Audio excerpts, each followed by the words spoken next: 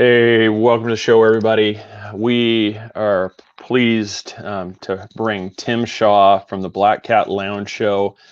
He's accomplished. I mean, I could spend the next 10 minutes just talking about this, everything that he's been involved in, and from his TV shows, Ghost Lab, Sci-Fi's Ghost Hunters, Ghost Stops on Spikes, Destination Paranormal Lockdown. You just go through it. He brought back, during COVID, he brought back the Black Cat Lounge show on the video format, and you can follow that on YouTube. And I'm checking that out. He had some mutual friends, Joey and Tanya Medea, on there, and that was a fantastic show, and absolutely loved it. And everybody, sit back, enjoy this one. Tim Shaw is next. Welcome to the Three Beards podcast. My name is Craig, along with Austin and Chris. Passed to a new generation of Americans born in this century.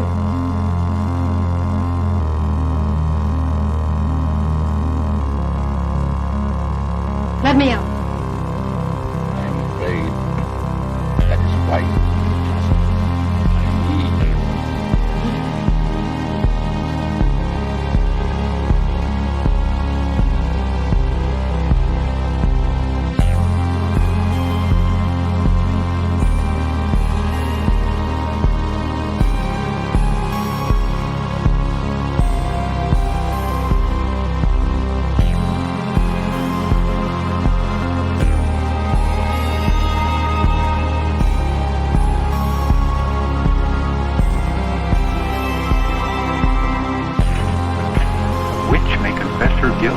Then live to send the innocent to their death? Is this justice and honor in Massachusetts colony?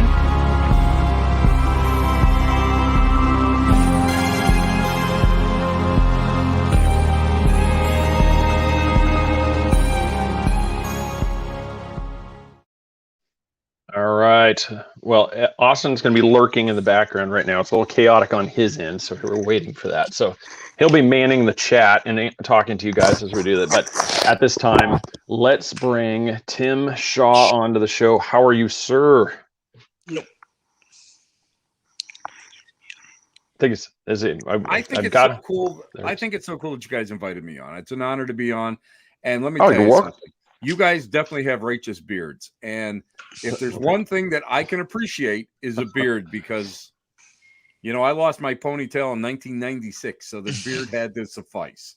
So you guys are beautiful. Beautiful human beings. I can't do the ponytail. That's just it's one of the I keep the hat on or I shave the head. That's pretty much all that happens now. I just shave it now. I went from a ponytail to a thread. And then I just said, what am I keeping this for? What is this? Ridiculous? Off it went.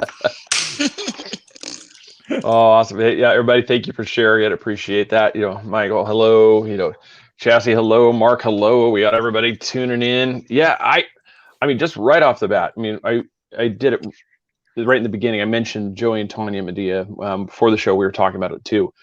Just what a fantastic show you had with them. I really love the way you start out the show, the way you interacted with the guests. I mean, everybody go to YouTube channel. You can go to Black Cat Lounge and subscribe there.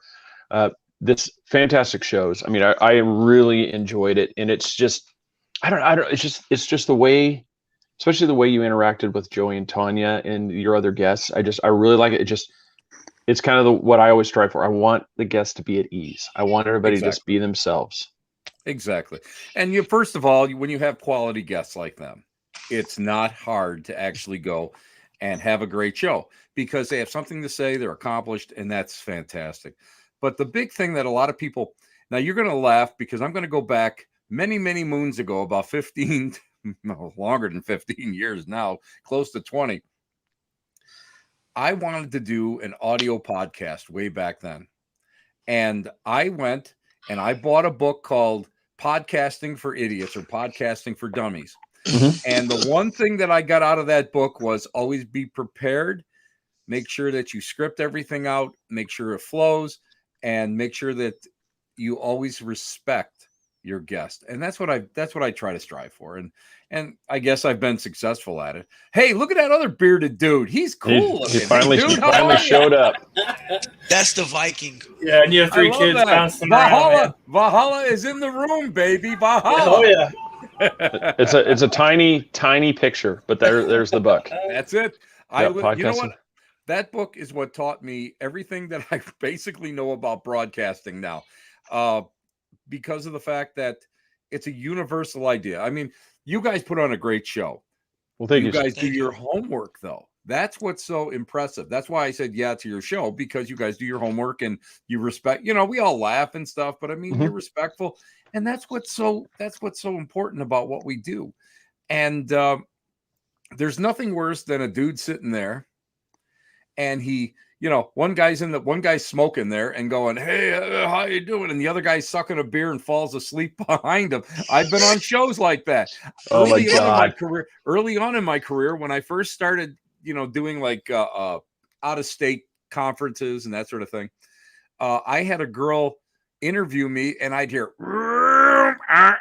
and she was actually sitting in front of a coffee house, getting her free Wi-Fi.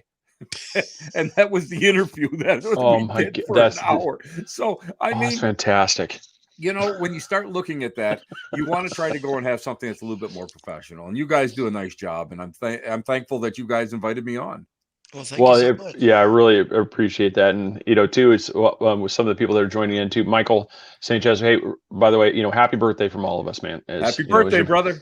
It was your birthday, Craig from Paramera. We've had them on. It's his birthday. Happy birthday to you as well. But yeah, that's the thing I really appreciate, especially in shows, is ones that look like yourself. You have done your homework. When you have the people on, you know what you're getting into, because you can tell when somebody's like, looking around. They're like, so do you like pins? I love pins. Do you aren't pins cool? Well, the craziest, I'll tell you the craziest interview I ever had. Now, I knew the late Raymond Buckland. I knew him pretty well. He's the guy that brought the organized witchcraft sort of religion to the U.S. And he was like a walking encyclopedia. And for every guest that I have, I always prepare 15 to 20 questions. I never get to them because usually the guests are that great. But I have them just in case I need to fill time. Well, I made the fatal mistake because I respected this guy so much. And I said, Ray, the first time I had him on the show, I said, Ray, let me just go over some of the questions that I'll ask you tonight. You know what that guy did? In the first 20 minutes, he answered every question that I had asked him. Oh, no. At that point, I was like, what do I do? But luckily, we weren't doing video at the time. Everything was audio. So I had his books next to me, and I would just go, and then I'd like, listen, on page 45 of Solitary Wicca, you stated that, and he would go off and he would talk about it. But so, I mean, you can't do that now, of course, because, Yeah, it's like, because, like people say, I have. I'm impressed because I do the same thing. I have the same thing. Because they'll send me like book, when we have some of the authors on, they'll send me these. And one of the things that, Mark Eddy, who's really helped us out, when you get these pressers that they give you all, we just had Taylor Moore on for his new book, Downrange. Well, they gave me this presser. They give me all these questions.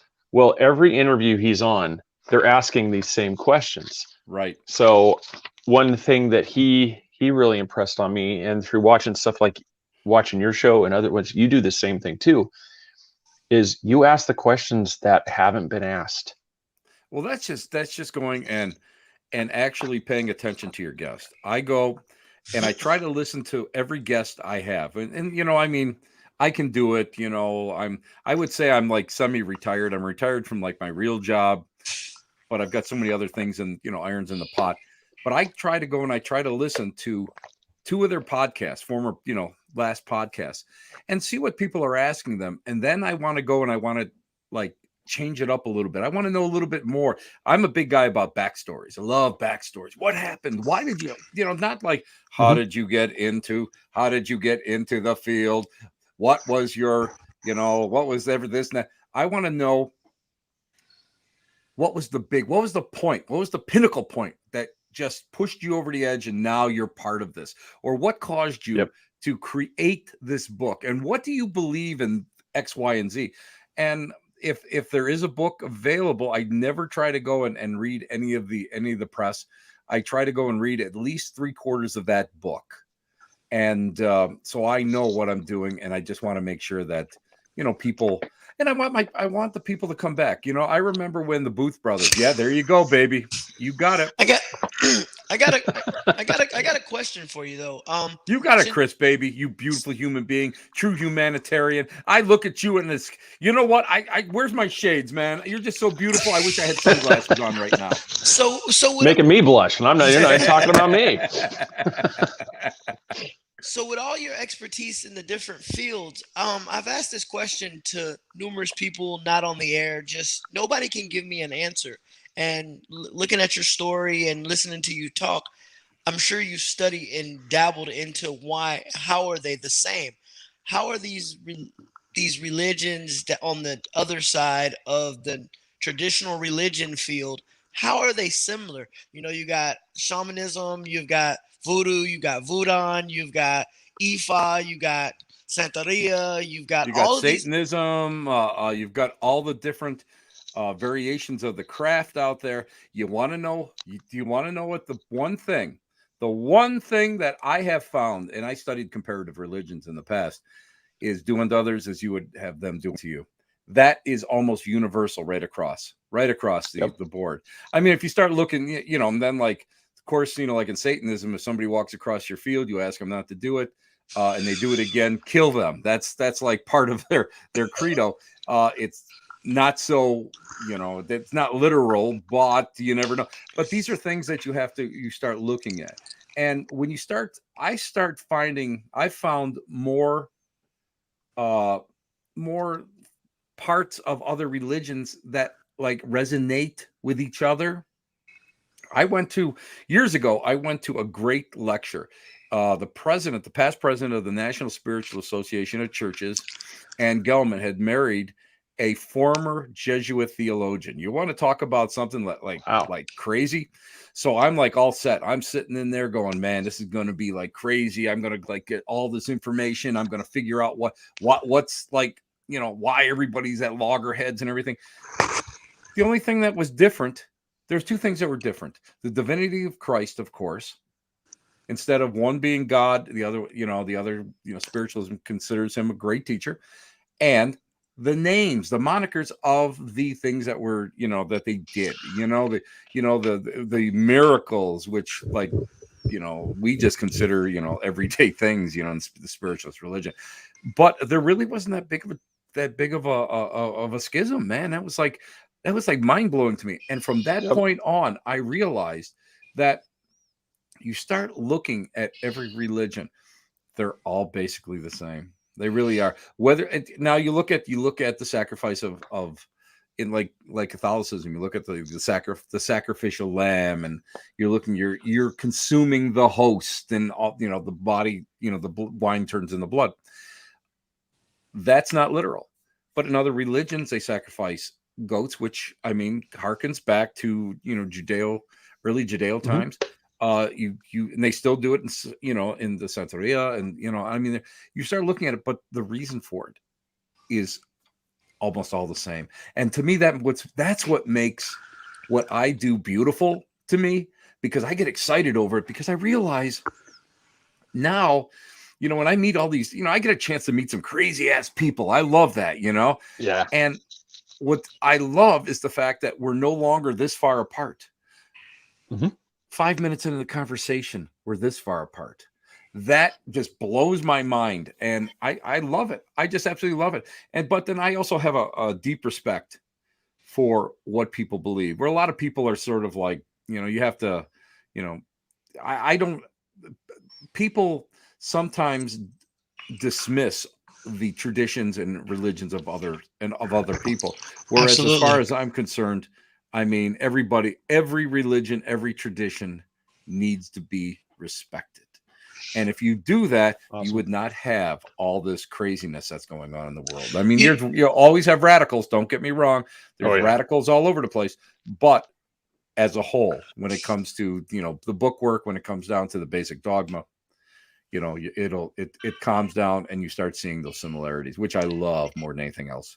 I grew up Baptist, but no Baptist preacher I've ever ran across. I mean, I'm sure there's some out there, they say I'm prophets, I'm this, I'm that, but no one has ever came close to me as a Babalawo, a priestesses.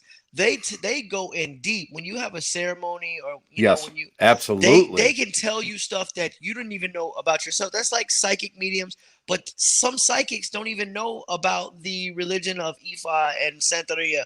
So, we've had plenty of psychics on, and they see my beads. They don't recognize them. They don't. I mean, if they do, they don't say much. But it's like a priestess can tell you, "Hey, this is going on." And you're like, "Wait a minute. How do you?" Yeah. Whoa. And it seems like in the Baptist, it's wild.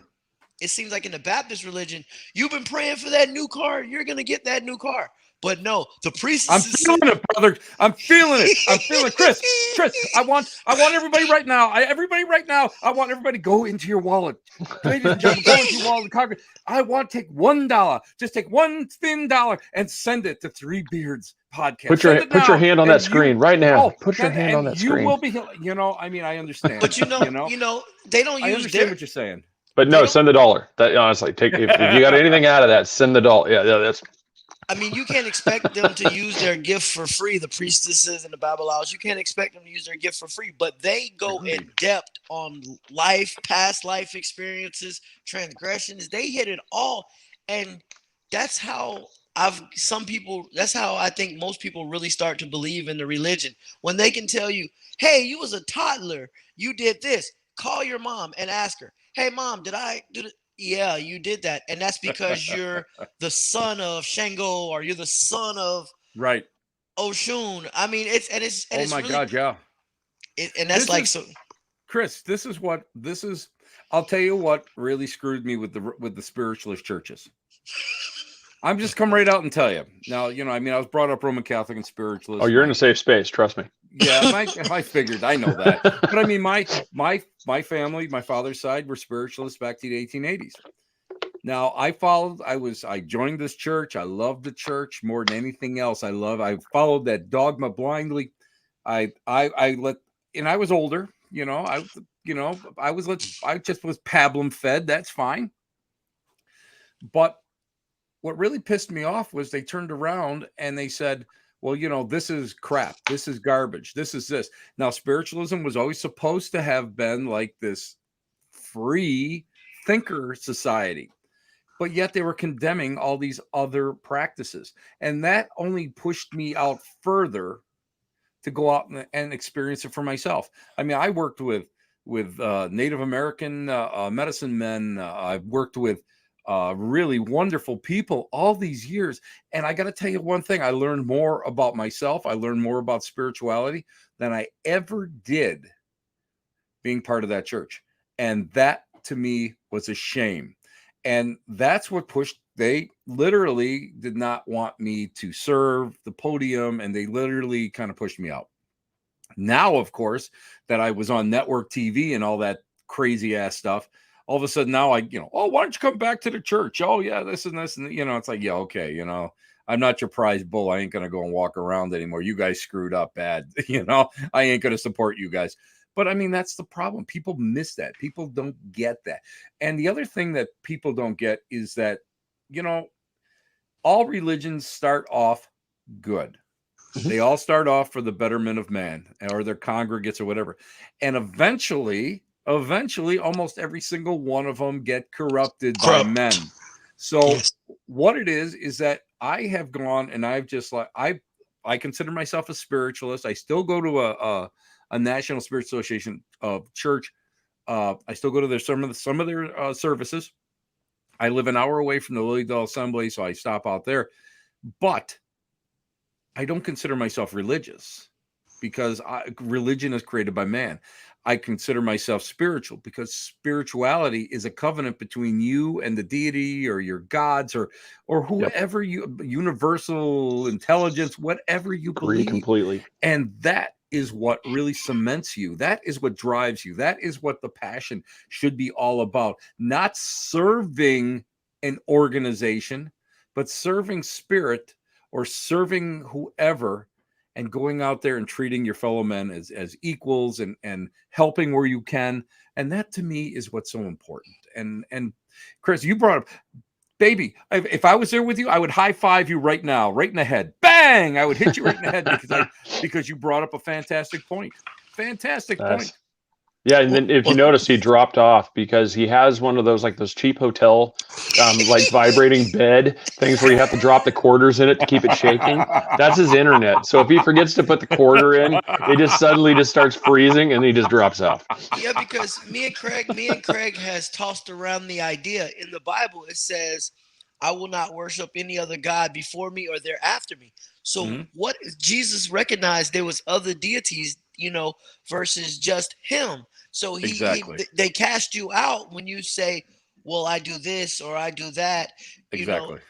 And, we had a guest on a couple weeks ago and she says, well, there's angels that's left behind in hell. So when you get that chance, she's only seen 2 people get out of hell, but there's angels left down there by her terminology that says, hey, did you make a mistake? Do you want to go to heaven or, whatever. So, I'm praying that's the case. If I'm not living in the straight and narrow path that I'm supposed to be living in, then, hey, hopefully I get that chance to say, you're about to die. God, please come into my life and take me to heaven. Hey, I'll be willing to do that. But well, like with me, I'll be honest with you, like with the spiritualist religion, right now there's so much, it's so hybrid right now that it's tough to really get a hold of what the original precepts were. And I'll be honest with you, when I was brought up, again, Roman Catholic, you have all your saints and you have your deities and that sort of thing, but like the Trinity and that, but like the other side was, there is no heaven, there is no hell, there is no angels, there is no demons. It's either negative energy, positive energy. When we die, like the old religion was like, we're going to the Summerland where you rest and, if you believe in reincarnation, believe in that, or you work to improve yourself or whatever. But like with me, that's why I think I'm pretty successful doing what I do, is because of the fact that I've taken that whole personality out, where like angels have personalities. I don't believe that. I believe that they are, if there are angels, I believe that they're highly intelligent, they're highly evolved, they're all energetic, and they can do anything. Likewise, you get some negative energy, it's the same thing. They can cause havoc in your life or whatever. But you just have, for me, I just think to myself, if I live a decent life, and let's just go real quickly on the whole topic of protection, because I teach seance, I have 70 Ouija boards. I have two full cases of haunted objects and all this stuff that have come from haunted locations. I have it right now. Actually, it's right on the other side of my laptop here. Like, we're talking 10 feet away. And my whole thing is this. I believe, and I was taught, that if you live a decent life, I'm not talking a perfect life, because I'm by no means, I'm like definitely not the perfect person. But if you live a decent life and you try to help out, and I believe that we're all here for specific reasons. We go through different earthly trainings to do things. And if you do that and you fulfill what your destiny is, then you won't have a problem. You'll just go on. And to me, I'm not one of these guys. I used to work with a Pentecostal. I used to love it. Every time I got in trouble at work, they used to put it in the same truck with a Pentecostal, because they thought that they thought that they were like punishing me. But I thought it was the greatest thing in the world, because I'd go and I'd talk to them about passages in the Bible. I'd have a Bible with me, because I always kept one in my locker, so just in case I was working with them, so I could read stuff. It was the greatest thing in the world. But he believed that by increasing his tithe, his donations, monetary donations, he would go and he would be on a cloud closer to God. And I mean, to me, at the end of the rainbow, I hope that, you know, whether you believe in reincarnation, whatever, I'm hoping to believe that, or I'm hoping for myself, I lose my ego, I lose my whole personality. I just become part of everything. You know, that's what I'm hoping for. That's what I'm seeing, you know, my end days, you know, as. But probably not, because I'm going to come back as Chris's little brother, so I can just aggravate him all day long. So yeah, there you go. I'm warning you, Chris. So wait a minute, I got to write that down so I can meditate on it. You'll come back as his grandson. Then then he won't have a choice. He's going to have to he'll have to entertain it. No, I was gonna, but it's one of the things that they say: the fastest way to become rich is to start a religion. Yeah, that's it. It depends. I mean, you know, I do know some small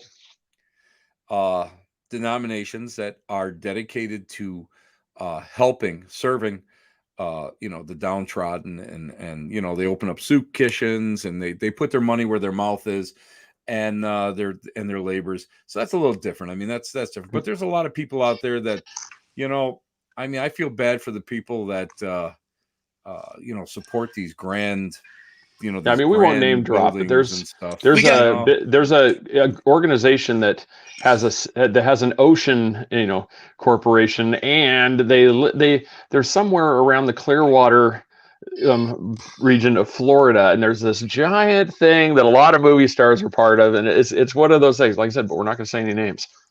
We all watched the special on A&E. Yes. Yeah. we have two questions from one of our longtime guests. She wants to know, why would anybody keep haunted objects? Are you keeping them for a purpose, or you just store them because you thought they were neat?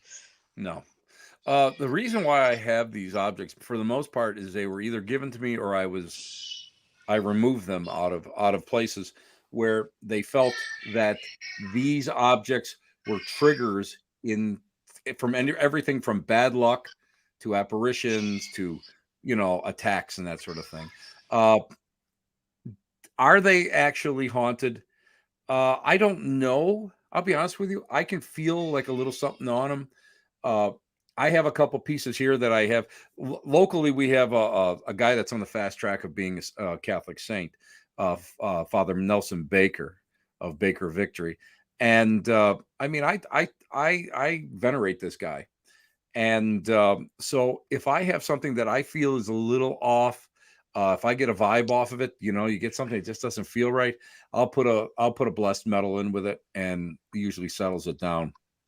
But it's, you know, what, it's funny because a friend of mine said we should make your basement into a museum, and it's already a museum, but I never want to have it. I only take pieces out when I'm speaking about haunted objects.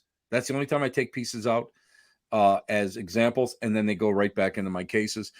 These are things that are not to be joked around with. These are things. And here's the big thing. A lot of people ask me, well, don't you have a lot of activity in your house? I have no activity in my house. Isn't your wife afraid to pass it to go into the laundry room? No. Because why? Because my belief is that I love each and every one of these objects. They came to me for a purpose. They came to me because something happened, and I'm the caretaker of them. And actually, I'll be honest with you, in my will, I have, you know, where they're going to go after I pass away, so that things don't, you know, get dispersed or disrespected. And again, that's my whole thing, is that I'm very respectful, of these so-called haunted objects. I call them affected objects because of the fact that, you know, they can, I guess, in the right situation, you know, cause a little havoc or make people upset or whatever, you know. I mean, that's one of the, I was sorry, I didn't mean to cut you off. I was just gonna say, that's why I think you and Joey and Tanya mesh so well, like in that show, is because they come out from the same thing. This is about the compassion side of, just because this thing's haunted, everybody's picturing demons and they do all this stuff. It could just be the little old lady that was so attached to this piece of silverware that she doesn't want to let it go. And it's not, it's not this malevolent evil spirit. It's just this lady that just does not want Tim to have her china. He has my plate, and I don't want to give it up. And so it keeps moving, and that's you have it. to. And plus, on top of it, when I say haunted objects, it's automatically a negative connotation.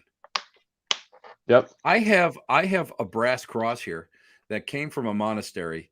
A priest who was considered a living saint prayed to this every night, this little brass cross. And when he passed away, one of his friends, one of the other monks, had it in his room, and he woke up one night and he saw the apparition of his friend kneeling in front of the cross, praying. So it kind of freaked him out, and they gave it to the abbot, and the abbot had it in his office for about a decade. And what happened is that when they, we know right now that so many convents and monasteries and that are being closed and sold off by different dioceses, that they wanted this to go to a good place. And a friend of mine in Scotland, it was given to him, and he knew that I was very, that I would respect it. And he said, listen, he goes, I really don't have any extra room. Would you like it? And I said, yes, please. And it'll always be respected here. And it's in my case. So everything is not negative. I have some really great stuff that's positive. I mean, I have really just, toys that were a little child loved. I have this little tiny bear and this little tiny compact with a mirror on it. And what happened was the parents lost a little girl around about 3 or 4 years old, I think they said. And this was like these are two of her favorite possessions. And when she passed, they were in her former bedroom, and it was cold in there, and there's some stuff going on in there. And they felt that while they were thrilled to have the child actually come back to them, I mean, the death of a child is one of the most terrible things that anybody can go through. They didn't want this to affect their other children. So I have it here in my collection, and I think it's a wonderful memorial piece to that child. And I mean, that's why when I go and I bring these pieces out and I explain that to people, oh, that's fantastic. I have my grandfather's watch or whatever. I always wondered, when I would wear it, and I'd always feel good. Well, yeah, you feel good because it's your grandfather. It's we're all vibrating, you know what I mean? We're all frequency, and his frequency is still in that object. That's cool. And when you put it on there, it's a connection with you. And that to me is what, it's a haunted object. And again, I mean, we're talking haunted objects. The reason why they call them haunted objects, of course, is, TV and media and stuff. I mean, they sensationalize it, but in real life, it really isn't. I mean, and on the other flip side, I've got pieces I got a 1940s voodoo doll. I've got dolls made out of Peruvian mummy cloth. I have some kind of freaky stuff, but it's all wonderful. I mean, I love it. I respect it, And I mean, because I could see like Tim Shaw's, collection of toys that kids really loved and don't want to let go of. Is it going to draw the ratings like, Tim Shaw's haunted objects? Yeah. But I was curious. One of the questions, like, too, before we get too far, I mean, I really wanted to get, especially with your thing. When did you discover that you were Bruce Willis and you saw dead people? I'll be honest with you, probably my whole life.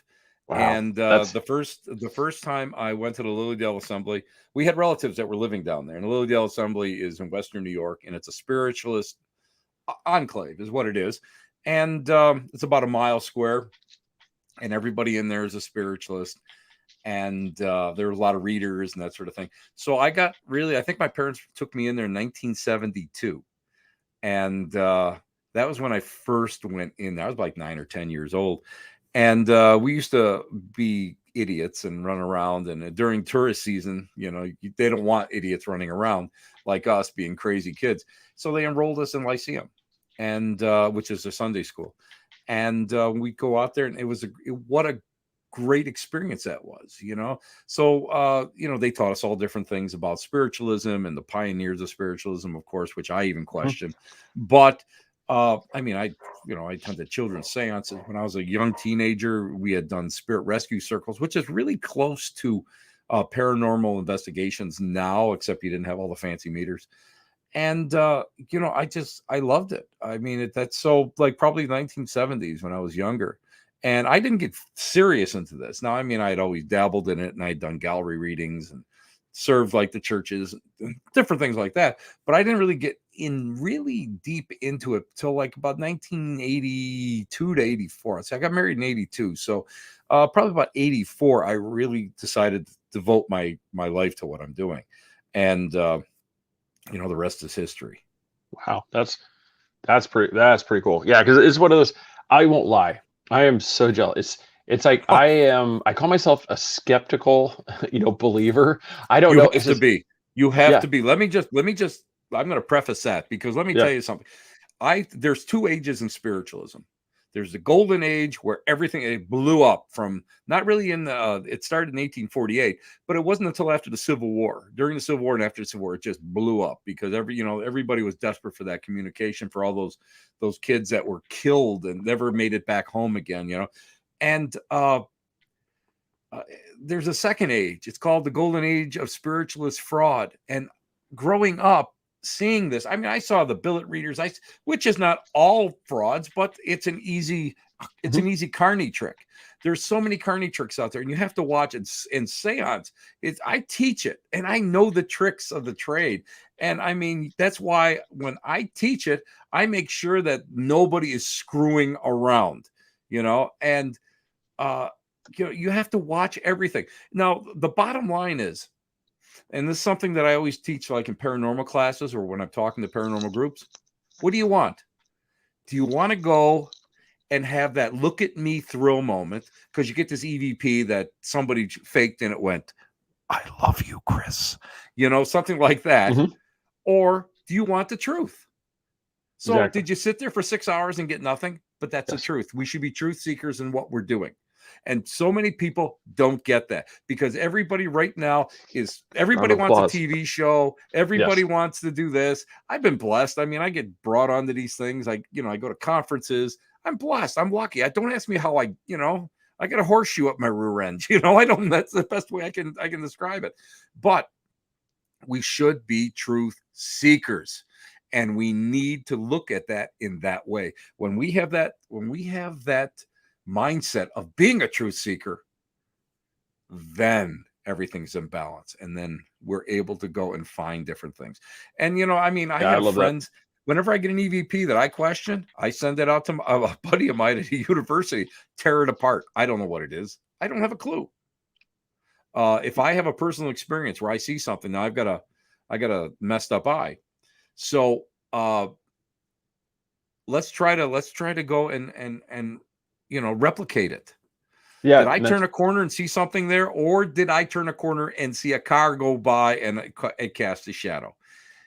Question everything. Don't, the too many people in this day and age, and our society encourages us to be pablum fed. Don't think, what do they tell you on TV? You know what? Buy this insurance, go to fast food, and get Viagra for guys. That's what's on TV all the time, right? And people don't question. People don't understand, like the ghost shows. It's entertainment. It is a product that sells commercials. I know it. I've been on them. And the idea is, if you're doing this for the right reason, question everything. And don't be upset if somebody goes and debunks you. You know how many times I've been debunked? I think I was debunked 10 times this month. Well, and that's the thing is, like, what people are, they're like, well, I don't want to be made fun of. I'm like, I don't agree with the people that mock people. I go, you see a picture, I think I've captured something right here that, it's like you said with the debunking, there's a whole way to go about it. I mean, there has to be, we're in a field that there is no set guidelines. Exactly. So how do you, the only way to be taken seriously is for everybody as a collective thing to come together and peer review your evidence. I'm sorry. You're not going to, every time you go out, you're not going to come back with 10,000 photographs of ghosts and spirits and orbs. I go, it's not, if that was the case, then this would not be a pseudoscience. This would be fact. We would have, you could go to University of Michigan and get a degree in ghost investigations. Exactly. And if you don't do that, you're doing a disservice, not only to yourself, but to your own belief. Now, a lot of times what people don't realize, again, you hit the nail on the head. It's a pseudoscience. It's not a true science. Repeatability is almost rare. So what else is left? What is it? It falls within the realm of belief. And when it falls under the realm of belief, you either have to believe what's going on and question it, or take it and just, to go to the vet and take the shot. You know what I mean? That's the way it works. And I'm not one that's going to go, I'm not going to sit there and I'm not going to say this is miraculous. I've seen some unbelievable stuff. I've personally witnessed some stuff that I can't explain. But that's why debunking stuff makes that so cool. Exactly. My buddy Frank got this great security video from Western Block in Lockport, New York. And it's a shadow that goes by. You know what they did for hours after they got it? For hours, they went there and tried everything to debunk it. They tried everything. Now, is it a spirit? I can't say it's a spirit. Nobody can say it's a spirit. But what we can say is it's not A, B, C, D, E, F, G. Exactly. Because we tried to replicate it. And that is what's important. And that's what's so cool. It's like when you see people like, investigators like yourself that actually go in, because that was something that Joey and Tanya, they taught me, like ghost hunting. I don't use the term hunting anymore, because we're not actually out trying to harm them. We're out doing investigations, research. When you take somebody like yourself that has that approach, the Greater Boston Paranormal Associates are a lot like this too. They go into it in this fashion where we're trying to gather this evidence, and then if it's something, it's something. If it's not, it's not. I go, but if you try to manufacture something, like you said, you hear, we'll talk about the favorite TV show. Did you hear that he said, I'm going to die? And you're like, that's not what it said at all. But, everything is this ominous thing. And you're like, that's not what had happened. I go, you can't just make it up. And how many times, do you get like on the on a Ouija board or a talking board, Zozo? I get it all the time. And it's like, no, you're not Zozo. Don't give me this crap. And it's like, you have to go, you have to question it. And you have, and again, you have different entities out there that are parasitical in nature and whatever, but you've got to question it. Question everything. Make sure that you don't leave any stones unturned. And that, you have to uncover what's the truth, and you have to be able to do that. And that's, like I say, all these people with like Ouija boards and stuff, they all get like all freaked out. And it's like, dude, it's a piece of cardboard, man. Don't be freaking out. There's something about it. I can't. I won't allow it in my house. I won't do it. I was gonna think, because you've got all those Ouija boards. Greater Boston Paranormal, Ava Nagy, she had they have a video she plays. And have you ever had the board spin? Yeah. They had that. They're holding there, and the board started moving. Yeah, that goes right along with table tipping and table turning within the spiritualist religion and seance. It works on the same principle. And but like with me, it doesn't freak me because of the fact it's like, do something that really shocks me. Over the years, it's like this stuff. I'm pretty jaded by it, but it's you have, and again, you have to be respectful. Too many people aren't. There was a case where college kids were messing with a Ouija board, and it was a kegger. So they're all like, getting all messed up, and they're all, smoking dope and getting, high and relaxed. Let's break out the Ouija board. And of course, what the hell are you going to get? Like attracts like, which is part of our natural laws, which we're taught, right from the beginning when we first start getting into spiritualism. What are you going to get? Well, that's the type of energy that's going to come to you. So That's what you're going to have. And guess what? Sometimes that stuff sticks around. Usually it's only about 4 days or so, you know. You get like an attachment that's in there, but you know, sometimes it gets a little bit more stubborn. So you got to go in there. And what my mentor did, when the one that we were talking, you know, that taught me a lot about table turning and table tipping and that sort of thing, she went there and she taught this group how to properly work with a Ouija board, because she told me, you know what's going to happen? We go in this, whatever, this house or dorm or whatever it was, and we do our cleansing thing, and you know, we kind of raise the energies up.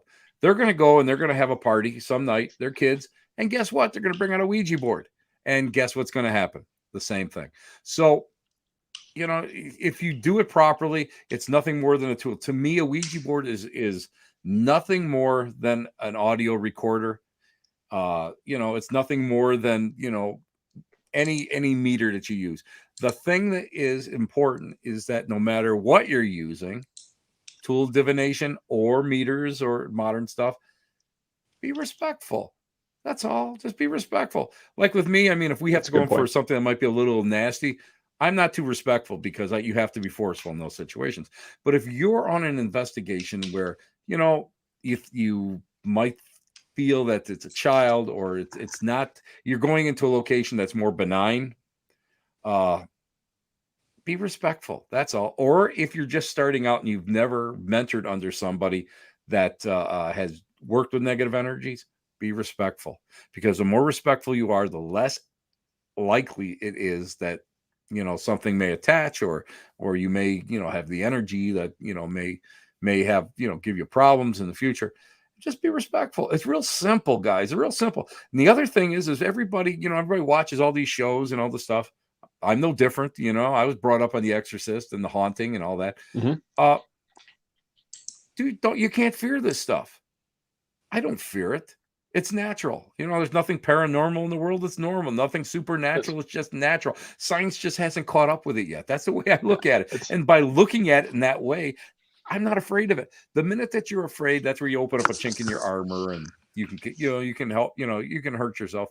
And that's why so many people, you know, I have so many like New Agers. I keep calling them New Agers just as a genre, that call me because they feel that they get over their heads when they go and they cleanse these houses and do this other stuff. And it's like, well, if you do one, you should be able to do the other. Why do you fear it?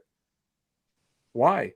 What is it that you're scared of? Oh, it's when you're in the dark and you're doing something, and then you think about The Exorcist, like puking that pea soup out, or her head flying around, or whatever. You know, that's what people think, and you got to get over that. Yeah, it kind of that way, because I mean, I've got tarot cards right there. I mean, I've got those, but I'm like, this Ouija board. No, I won't have a Ouija board in my house. You know, it's like, so I don't understand. I just bought some really cool antique tarot and old reading cards, and I just love them. I mean, I was up at Cleveland Curiosities 2 weeks ago, and man, I just put them in my hand. They went, oh no, you know what? I don't care what they cost. These have to come home with me, because these were definitely like calling me, you know. So right now they're in my pile of 1970s and 60s esoteric games. Oh, that's I love the fact that you got it categorized. It's just, you got it over there.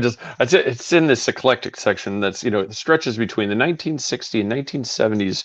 I'm like, yeah, that's one of the things you need to have the basement, and, you know, you need to have the tour, you know, go so everybody can see that, because that would be fantastic. My neighbor, we just moved into this house like 2 days. We got the furniture in this house 2 days before the world shut down with the plague. And, you know, there you go. Miss Cleo. I love Miss Cleo. I got it off eBay, and I'm just, if this isn't the epitome of growing up in the 80s and the 90s, right here. Yep. Oh my God. Yeah. You know, she's right up there with Gene Dixon in the National Enquirer. But, you know, my neighbor kind of like saw me on something. They were running all these episodes of some show I was on.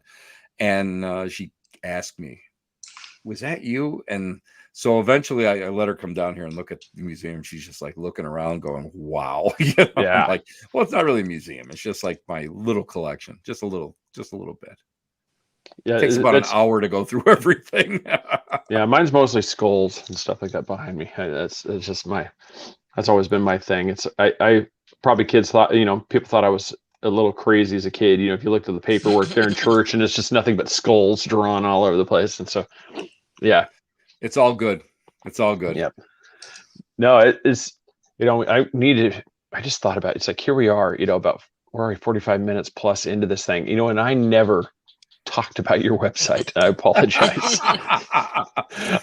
I'm thinking about, we're just having fun. So it's timothytshaw.com. And so here's the main page. You got the bio, you got the links, events that he's in, obviously the link to the show, the Black Cat Lounge. But, we've been talking about your haunted and unusual objects. I want to kind of touch on a little bit too about how many books are you an author of?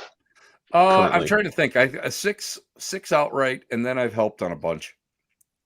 I've worked on my little sister's book, Marla Brooks, Animal Spells and Magick. I've provided photographs for Corvus Nocturnum. Eric, I can't think of his mundane name. But I've done photographs for haunted prisons and haunted asylums. Oh my God, it's funny because if somebody asks me for help, I never refuse. That's the one thing that I think that so many authors are always afraid to give their best stories out. A friend of mine up here wrote a great book about the Ghostlight Theater, which was a former German church, and I love it. I love it. Now it's a theater. It's so beautiful. I just love being in there. It's got great vibe to it. They always have some fantastic. I think they have Dawn of the Dead, and then they're going to have Nosferatu again. That's awesome. Their productions are fantastic.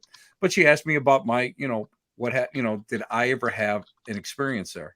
Well, of course I did, and I shared it with her, and she put it in her book. You never go and you never not help somebody who's really working. And that's the whole thing. You should be a cheerleader for everybody instead of being, in competition, which is tough. I mean, egos and all that really come into play. Instead of being competition, you should be, helping people, follow their dreams. And I think that's the best way I can describe it, So yeah, I've written a couple things. I couldn't tell you how many articles I've written over the years. They've gone from everything from the local scandal sheets all the way to some at the time major magazines, and so I couldn't even tell you. I couldn't even tell you how that how many I've done. Now, how many years have you been married? 30. No, not to put you on the spot in case you get it wrong. Oh, I'll tell you this one. I'll tell you this one. We've been together 40, so we got married in 82. Wow, so that's do the math. Congratulations. That's older than me. Oh, yeah, that's old. Listen, that's older than. Listen, I was there when Moses was bringing down them damn 10 commandments. You can thank me for screwing up that other tablet. You guys would have been really screwed if you had to follow those rules, baby. Okay. Let me tell you. Wasn't that probably one of the best cinematic moments in, from Mel Brooks when you got History of the World and God has given us these 10 commandments. I love that. Yeah, that's one of the best commentaries. But no, because the reason I brought up your wife is, as much people, nobody understands just how critical it is to have that partner in life. It doesn't matter. Absolutely. It doesn't matter who it is. It's just when you have that soulmate, when you have that partner, when you have that person with you that is in your corner, that you can, if you're having a bad day, you can just go to them, let them know what it is. And you guys, 40 years, you've found your rocks for each other. Next month is 26 years. That's great. And so it's great. For me, so we dated for 4 and we'll be married for 22. And it's just, and I can't tell people just how much I rely on her and just how much having that behind me. And that's why I wanted to get with you, is just your wife's support. How much has that meant to you throughout these years, through all your endeavors and stuff to keep you going? Well, first off, Well, she knew I was into this, but as she likes to say, and I don't know if I can say, you can bleep me if you want, but she goes, I always knew you were into this, but I didn't know how deep you're into this shit. That's the way, that's the way she tells her friends. She never, That's awesome.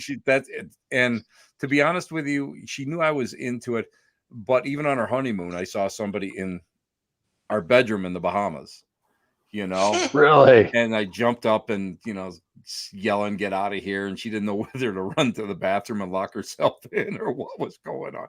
So, I mean, she, over the years now, I'll be honest with you, when she first started seeing me do gallery, which is where I bring messages through, like in religious services, or I do different galleries, in different locations. At first, it kind of freaked her, because it was like, where is he getting this information from and all that? But now over the years, she knows that I'm nuts, and I just, if I see something shiny, I go in and look at it. That's just the way I am. That's just the way I am. Yeah. And she's like, this stuff, it doesn't bother her. She's not into it. I mean, she is into it, but she's not like, everybody goes, does she go with you to the conferences? Does she investigate with you? No, she doesn't. We'll go on vacation. If I'm doing something, I'll go and do it myself, and then come back. And then I always try to make time, that we do something special together. And, tomorrow night we're going to a class on bullet journaling and just stuff like that, just to have fun. We're going to the Van Gogh exhibition, that total immersion exhibition, is going to be here, and she bought me tickets for my birthday, so we go and do stuff like that. So that's something crazy, isn't it? Just a little side note on that one, because I've seen the ads where you're sitting there and it's all around you. You're just that's incredible. I can't wait. I just can't wait. Yeah. I don't want to go back to my disco days and take some ecstasy and go and see that. I'm going to see that one totally like straight. I don't think I could I don't think if you got high and went in to see that, I don't think you could handle it. You can get with a shaman. You can get with a shaman to get some psychedelics and be okay. Listen. I did a sweat lodge, and I did mushrooms or the peyote buttons in a soup once. And I'll never do that again. No way. It was the most intensive experience I ever had in my life. So how was that experience? It was interesting. It was great because I was in there with some elders, and the elders were speaking we were up in Canada actually when we were doing it, and they were speaking in their native tongue. And I thought, I'm not sure if they're Huron or not, but it was on like a Mohawk reservation, and I would say about 10 or 15 minutes into it, they were speaking English. The guy was there was one guy there that was interpreting, but it was like I could understand exactly what they were saying. Wow! So it was a crazy experience. I mean, I've done Vision Quest and stuff like that. I've back when I was in college at Medaille College in Buffalo, New York, they used to have a sensory isolation tank. If you ever saw Altered States, the very last one that he de-evolutionized into, that's the one. It was a Siddhara isolation tank, and I logged like 50-60 hours in there over a short period of time. And I mean, you go into hallucinations and that. So it was, I mean, so these things are all, relative to me. It's all part of that sensory, that whole sensory experience. And I think that's why I'm the way I am, because I really feel that it's important to know about it. And I mean, the minute I found out that they had a tank at that time, I mean, I volunteered immediately. That's awesome. I mean, and it's all about it. I mean, it's the experience. I think it's the personal experience that drives me more than anything else. And I just turned 64 years old, and dude, I went and I just don't think twice about it, because the fact that I've had 9 bladder operations and a couple chemos and that sort of stuff. And the one thing I'll tell you is that you have to grab life by the balls, man. And you gotta live it. And that's what's so important about it. And that's why I think the personal experiences are so great. And to follow your dreams is so great.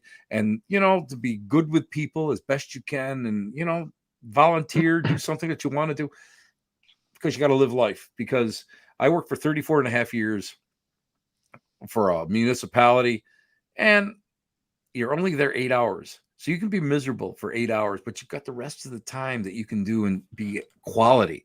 You can become, you're not defined. So many guys I know, people I know, were defined by what they did. And I was never defined by that, because the minute I got out of work, bang, I became who I wanted to be.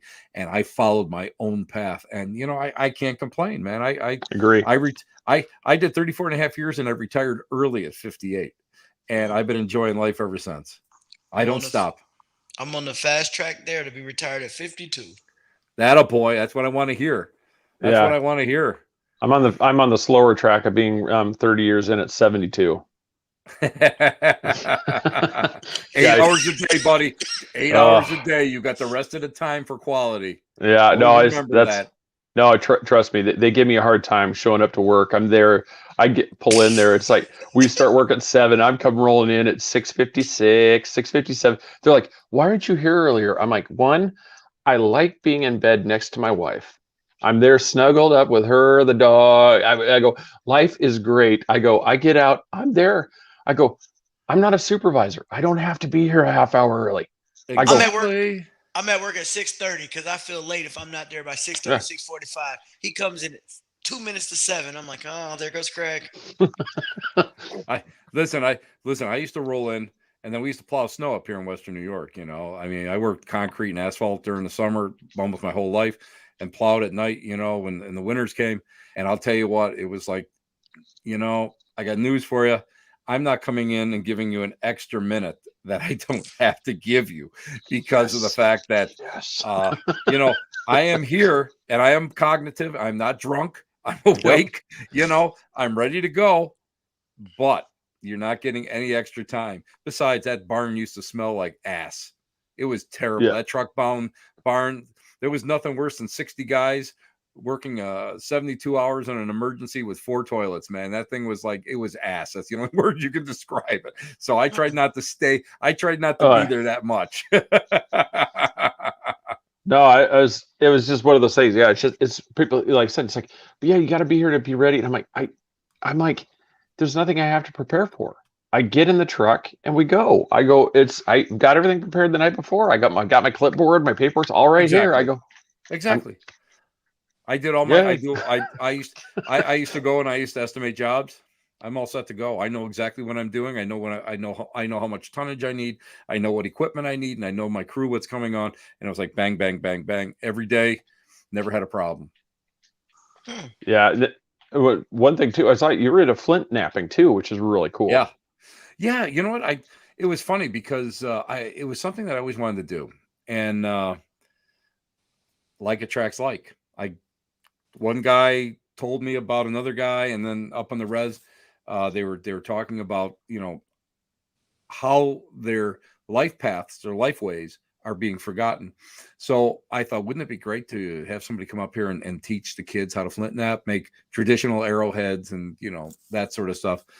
And I ran into a guy in Caledonia, New York, and he taught me, and it was great. And then I was able to teach somebody else, and that was brought back, and other people started doing it.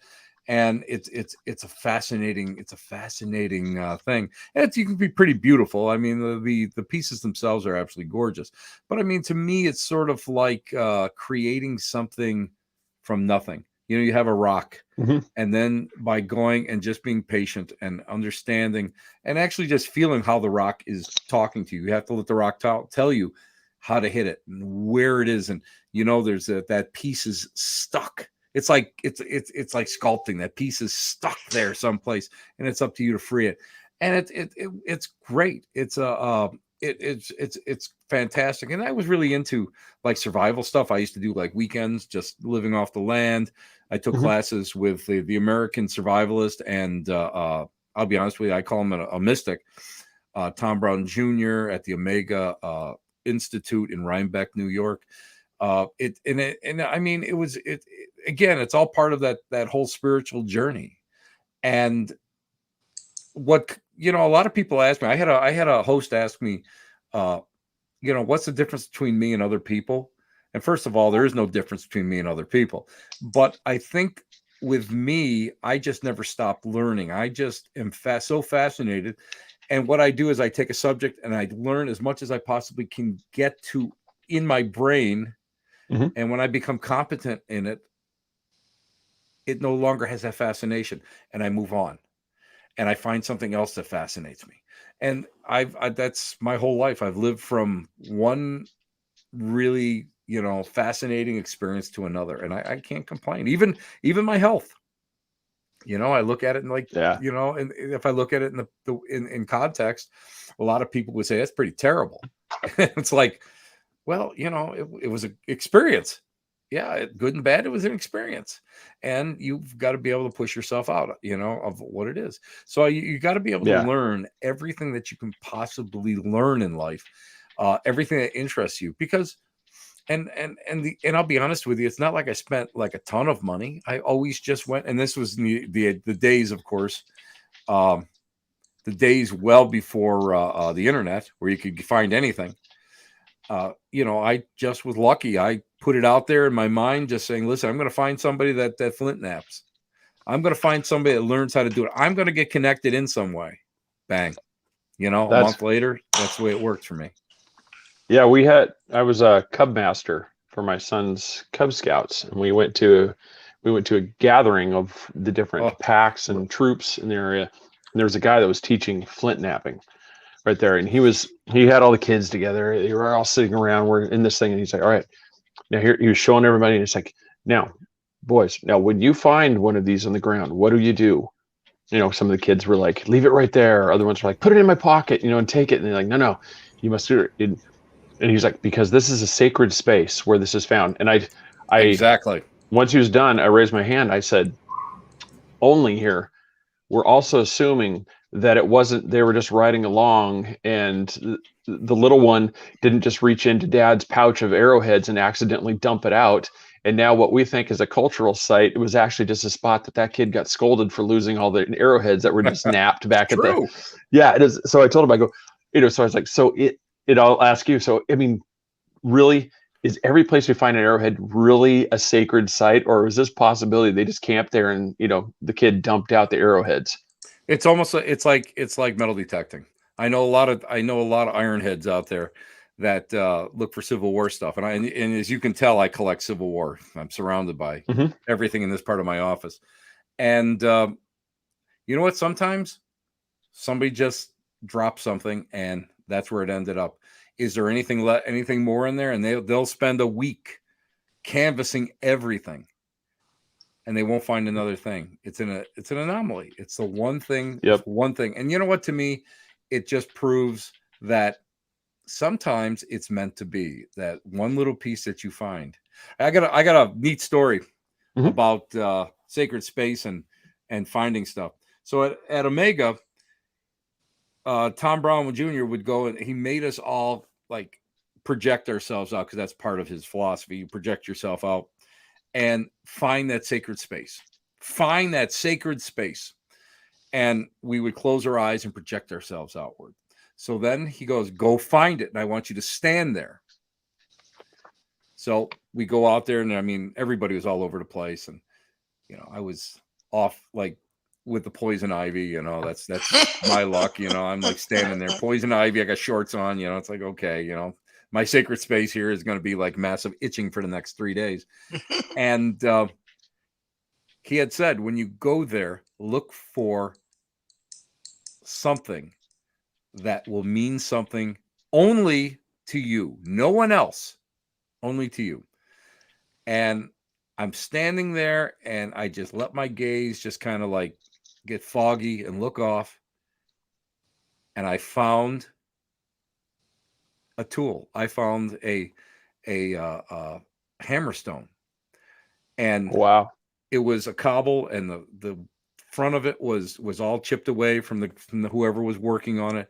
And then it had a sinew break where you could see where they took the deer muscle and they separated out into the individual threads, the sinews, and then they broke it to soften it on this rock.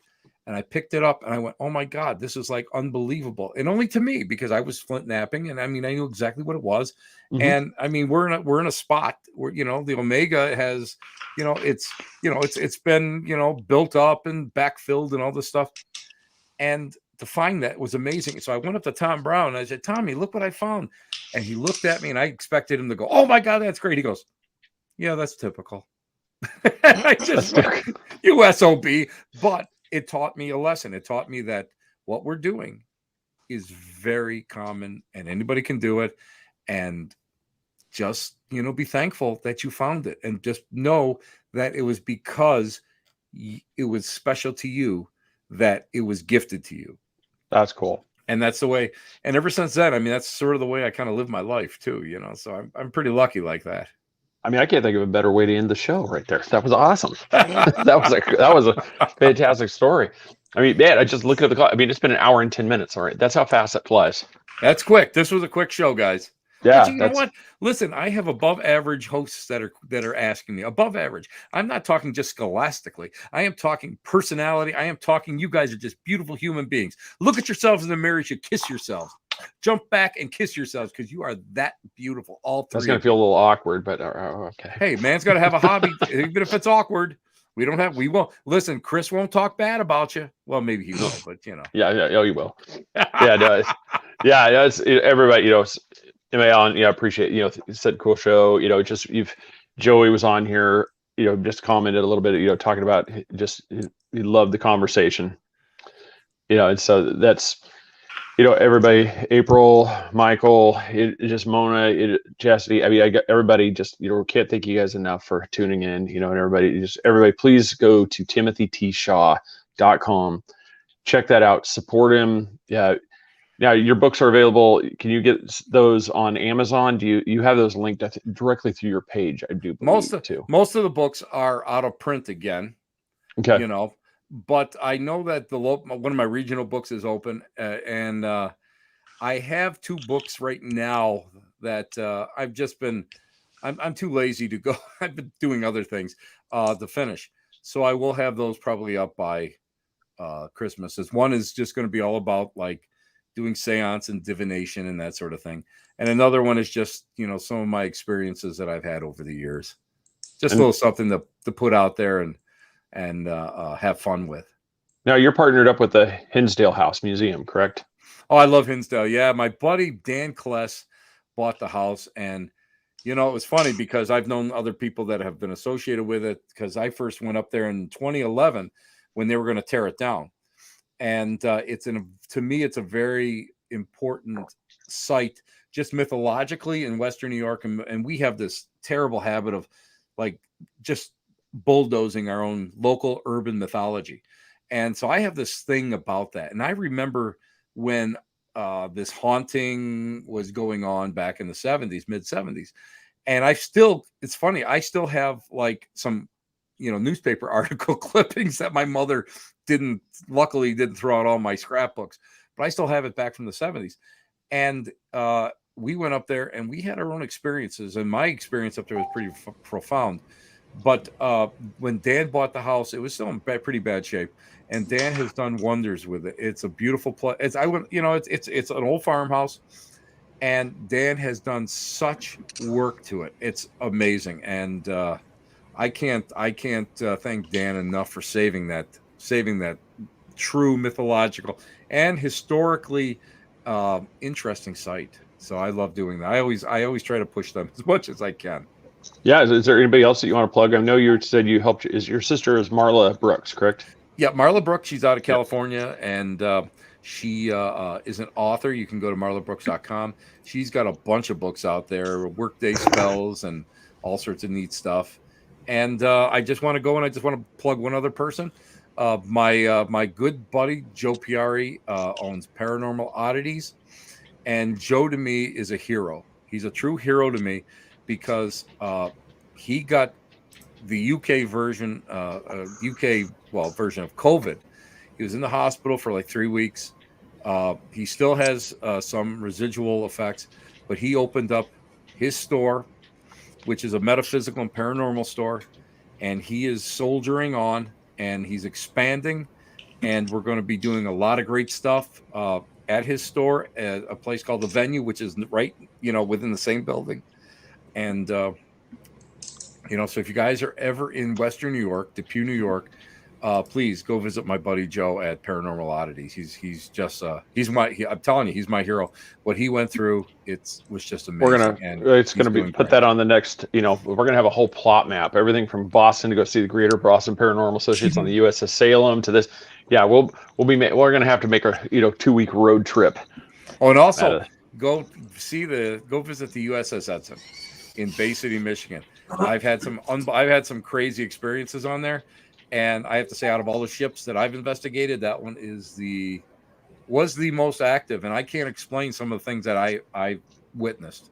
If you get there, have you been on the Salem? Yes. Okay.